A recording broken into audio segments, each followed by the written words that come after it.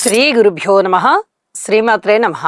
మా భక్తి టీవీని ప్రోత్సహిస్తున్నటువంటి మా ప్రేక్షకులందరికీ ధన్యవాదాలు తెలియజేస్తూ 6 జూలై 2025 నుంచి 12 జూలై 2025 వరకు గల కాలానికి రాశి ఫలితాలు తెలియచెప్పుకుందాము.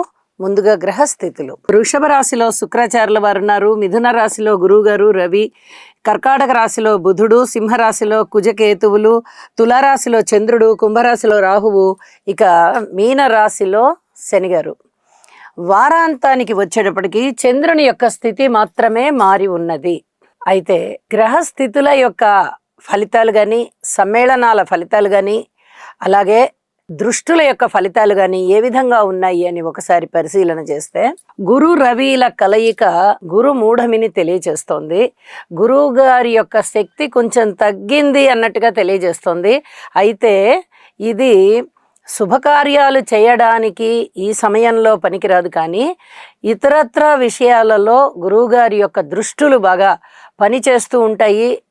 ఇక ఎటువంటి ఇబ్బంది ఉండదు. అలాగే కుజకేతువుల యొక్క స్థితి గురువుగారు ఇచ్చే ఫలితాలతో సమానమైనటువంటి ఫలితాలు ఉంటాయి. కానీ రాహు గారి దృష్టి ఉంటూ ఉన్న కారణం చేత కానీ, కుజుని దృష్టి శనిగారి మీద ఉంటూ ఉన్న కారణం చేత కానీ కొన్ని రకాలైనటువంటి ఇబ్బందులు, సర్పదోషాన్ని సూచిస్తోంది, కోర్టు కేసుల్ని సూచిస్తోంది, అలాగే యాక్సిడెంట్లు, ఇక ఆపరేషన్స్, హార్ట్ అటాక్స్, రోడ్డు ప్రమాదాలు, అవి ఏ రూపకంగా అయినా ఉండొచ్చు. కాలి నడకన వెళ్తున్నా, సైకిల్ మీద వెళ్తున్నా, బైక్ మీద వెళ్తున్నా, మోటార్ సైకిల్ మీద వెళ్తున్నా, కార్లు, విమానాలు, ఇలాగా అన్ని రకాల వాహనాలు ప్లస్ కాలినడక ఏ రూపకంగా అయినా ప్రమాదాలని సూచిస్తోంది. కోర్టు కేసుల్ని సూచిస్తోంది. అన్నదమ్ముల కలహాలని సూచిస్తోంది.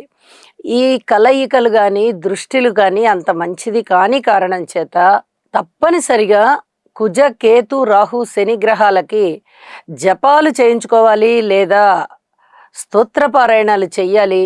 అలాగే దానం కూడా చెయ్యాలి. కొన్ని కందులు, కొన్ని మినుములు, కొన్ని ఉలవలు, కొన్ని నల్ల నువ్వులు వీలైనంత వరకు దానం చెయ్యండి. ఇది చాలా చెప్పదగినటువంటి సూచన. గ్రహస్థితుల విషయంలో ఇది ఏమాత్రం బాగలేని గ్రహస్థితి. అలాగే దేశకాలమాన పరిస్థితుల్లో కూడా చాలా ఇబ్బందులు ఉంటాయి. ఇది కూడా చెప్పదగినటువంటి సూచనగా తెలియచేస్తూ ఉన్నాను. అలాగే గురువు గారి యొక్క దృష్టి చంద్రుడి మీద ఉన్నది. ఇది మానసికంగా దృఢత్వాన్ని కలగజేసేటటువంటి పరిస్థితి. అలాగే ఒక మంచి మనస్సు అన్నమాట. అంటే మనకే ఒక్కొక్కసారి ఏదైనా రకరకాలైన ఆలోచనలు వస్తుంటాయి. అందులో కొన్ని మంచివి ఉంటాయి, కొన్ని ఇబ్బందికరమైనవి కూడా ఉంటాయి. అయితే ఆ ఇబ్బందికరమైన వాటిని మన బుద్ధి ఏం చేస్తుంది, ఇది ఇలాంటి ఆలోచన చెయ్యకూడదు అని చెప్పి అప్పటికప్పుడే మనని హెచ్చరిస్తుంది. మనం రెక్టిఫై అయిపోతాం.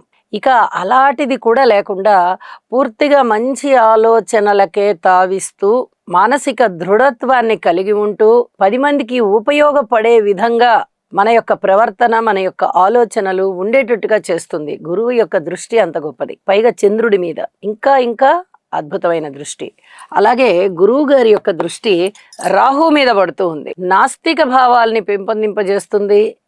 అలాగే నాస్తిక భావాలు పెరుగుతూ ఒక్కసారిగా మనం ఇలాగ ఉండకూడదు, ఆస్తిక భావాల్ని తెచ్చుకోవాలి అని వారికి వారే వాళ్ళ యొక్క ఆలోచనలని సరి చేసుకునే విధంగా ఇక్కడ గురు దృష్టి రాహువు మీద ప్రసరిస్తూ ఉన్న కారణం చేత ఫలితం ఉంటుంది అని చెప్పి తెలియచేస్తూ ఉన్నాను. ఇక శనిగారి తృతీయ దృష్టి శుక్రాచార్యుల వారి మీద ఉంది.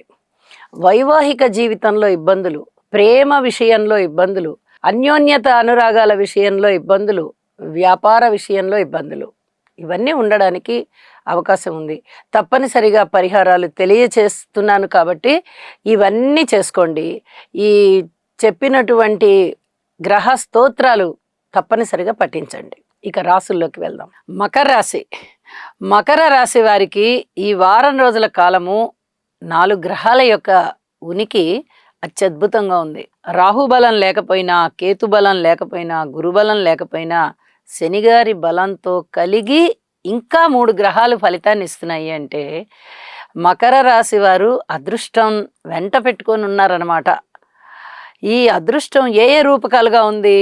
తృతీయ స్థానంలో శని గారు బాగున్నారు, పంచమ స్థానంలో శుక్రాచార్యుల వారు బాగున్నారు, షష్టంలో రవి గారు బాగున్నారు, అలాగే చంద్రుని యొక్క స్థితి దశమంలో బాగుంది.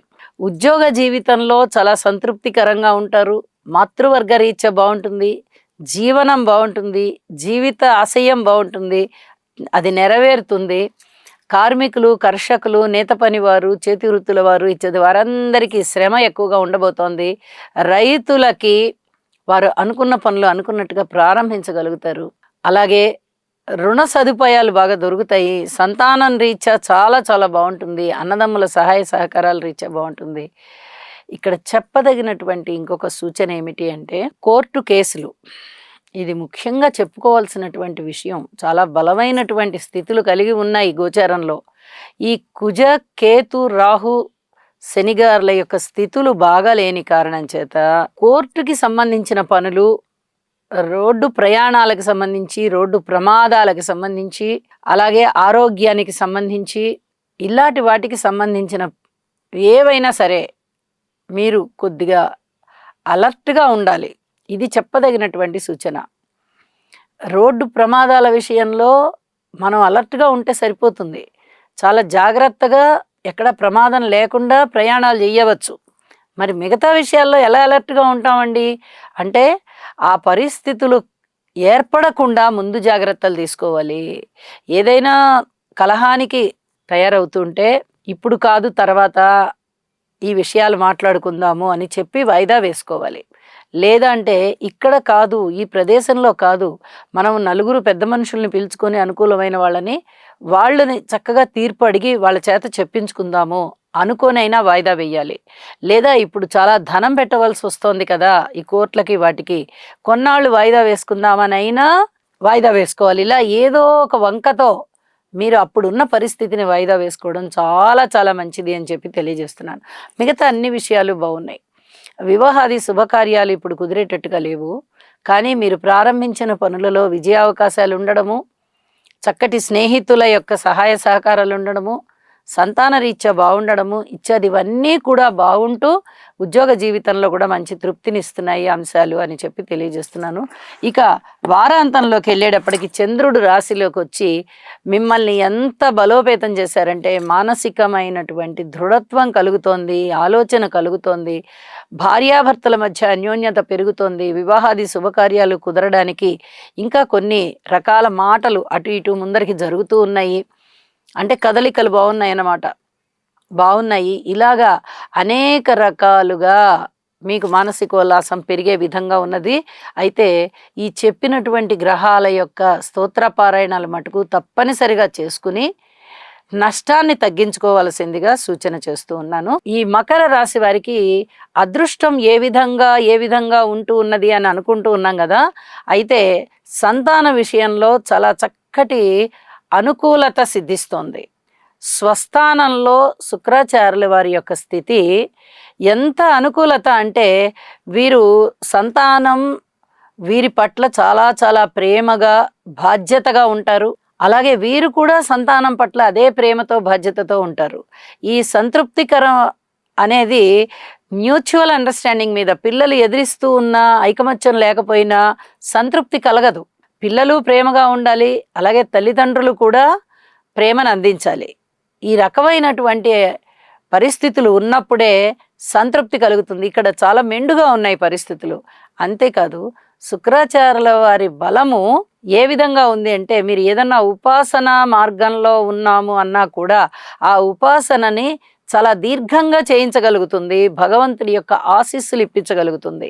ఇంత అద్భుతమైనటువంటి పంచమస్థాన స్థితి అంటే కోణం అన్నమాట. పంచమం అంటే ఈ కోణస్థానం ఎప్పుడైతే లక్ష్మీప్రదమైనటువంటి స్థానమో అక్కడ శుక్రాచార్యుల వారు ఉన్నారో మకర రాశికి తిరుగులేని విజయాలు ఉంటాయి. తిరుగులేని విధంగా విజయ అవకాశాలు ఉన్నాయి అని చెప్పి తెలియజేస్తున్నాను. చక్కగా ఒక్కసారి ఈ దుర్గ పూజ చేసుకోవడము చాలా మంచిది అని చెప్పి తెలియజేస్తున్నాను.